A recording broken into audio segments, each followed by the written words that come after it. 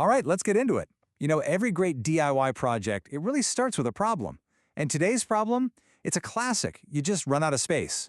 So we're going to break down the first part of this really ambitious garage renovation. It's a whole story of clutter, construction, and believe it or not, some really clever future-proofing. And this right here, this is what kicked the whole thing off. The summer of 2021, a brand new Polaris Ranger shows up. I mean, it's an awesome machine, but as you can tell, it is squeezing into a garage that is already, well, packed to the gills. This one single purchase was the spark that started a massive overhaul. So the main problem was crystal clear. This new ride, it needed a proper home. But the garage, it was basically a fortress of clutter, and that old attic space, the pipe loft, man, that was just a black hole of forgotten stuff. And when you look at the details, you really see how big a problem this was. We're talking a pretty decent-sized garage, 7 by 7 meters, but it was just completely overwhelmed. The loft was so packed you couldn't find a thing. And get this, there was still stuff in there left behind by the previous owner more than 20 years ago. It all boiled down to one simple fact. There was absolutely no room for the Ranger. Okay, so with the problem laid out, the solution was pretty bold. The plan wasn't just to clear out the old attic. Nope. The plan was to build an entirely new one. Bigger, stronger, and way more functional. So let's get into how he actually pulled this off.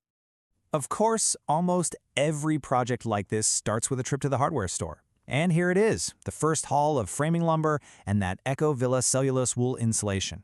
He had a solid plan to not only build this new loft, but also to get a few things ready for the future. Oh, and here's a moment that I think every single person who's ever done a DIY project will feel in their soul. It turns out, after buying all that brand new lumber, he found a whole pile of perfectly good 2x4s already hiding in the garage. Yeah, enough to build the entire frame. A total should-have-checked first moment, right? So, the build begins.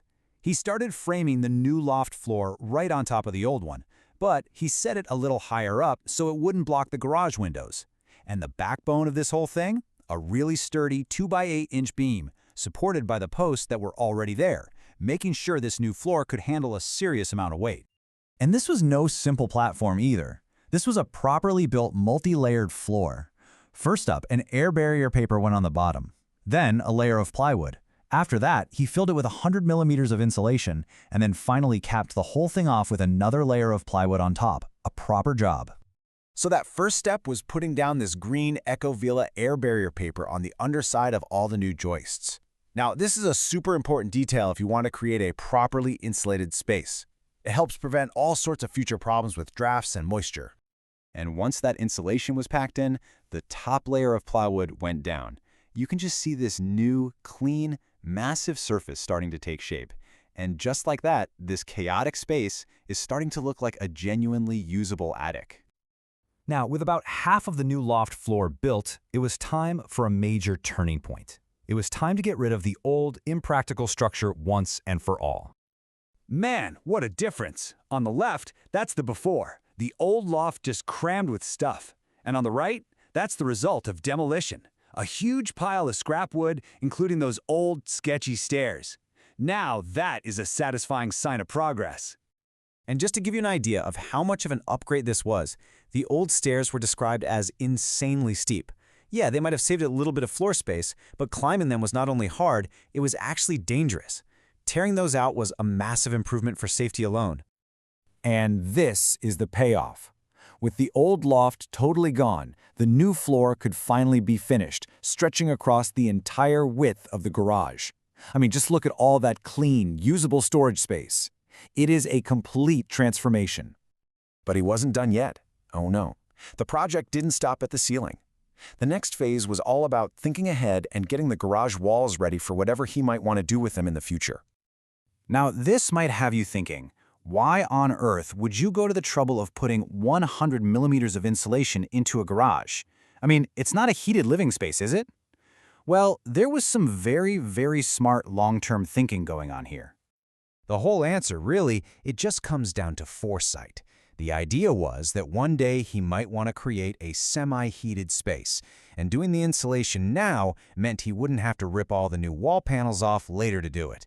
Especially in a climate like Finland's, 100 millimeters of insulation is way better than nothing and just makes the garage so much more versatile for years to come. But you know, this part wasn't exactly easy. What's funny is that he notes the garage frame looks like it was built drunk, with really irregular spacing between the studs. This meant cutting and fitting all that insulation was a much bigger, more tedious job than it should have been. For the final wall covering, he went with OSB, or Oriented Strand Board, and this choice really shows the practical thinking behind the whole project. It's cheaper than plywood, it actually looks pretty cool, and it comes with a wax coating, which means you don't have to bother with painting or finishing it. And just like that, the first major phase of the garage renovation was done. A brand new, much larger attic was in place, and the lower walls were all insulated and paneled.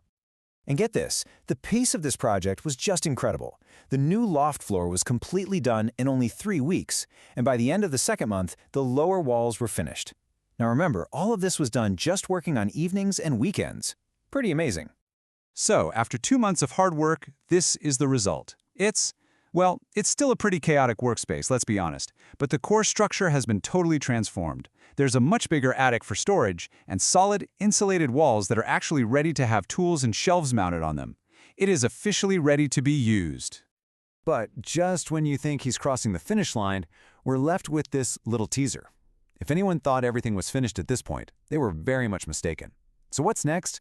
Well, you're just going to have to wait for part 2 to find out.